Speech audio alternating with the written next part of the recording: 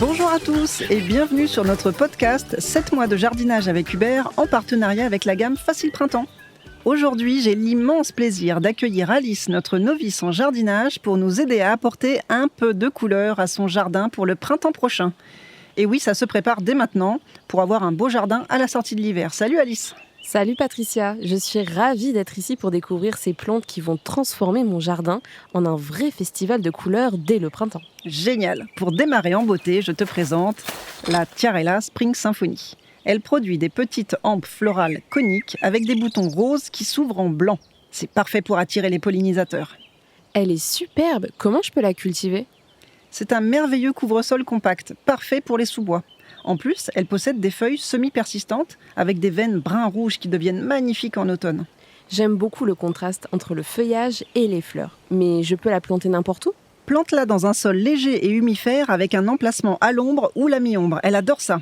Je suis déjà convaincue.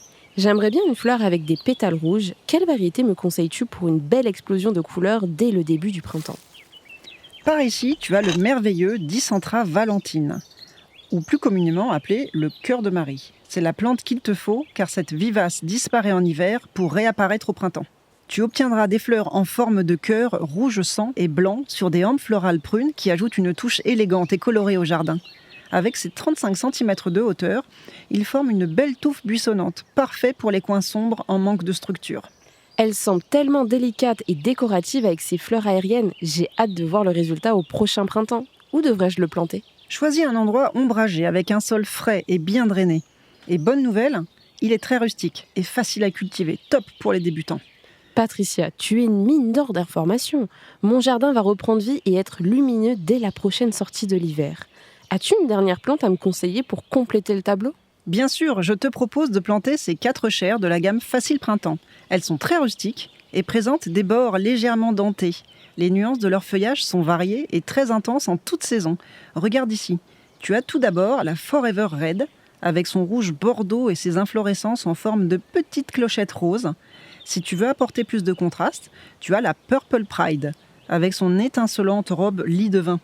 De l'autre côté, tu as la Timeless Orange, qui apporte un côté chaleureux avec son orange flamboyant.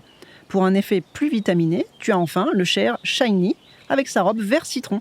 Une vraie explosion de couleurs et qui contraste en plus super bien avec les deux autres variétés. Mais comment dois-je l'entretenir ? C'est facile Alice. Pour obtenir un effet d'abondance, cette variété a besoin d'un sol riche, meuble, frais et fertile avec une exposition à la mi-ombre ou en plein soleil.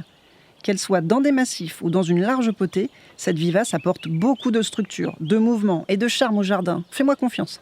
Merci infiniment Patricia. J'ai hâte de transformer mon jardin sombre en un oasis de couleurs. Toutes ces fleurs et ces feuillages vont éclairer mon extérieur comme il se doit. Avec plaisir Alice. À vous tous, n'hésitez pas à planter dès cet automne ces plantes de la gamme Facile Printemps dans vos jardins pour un printemps éclatant de couleurs. À très bientôt pour de nouvelles aventures avec 7 mois de jardinage avec Hubert.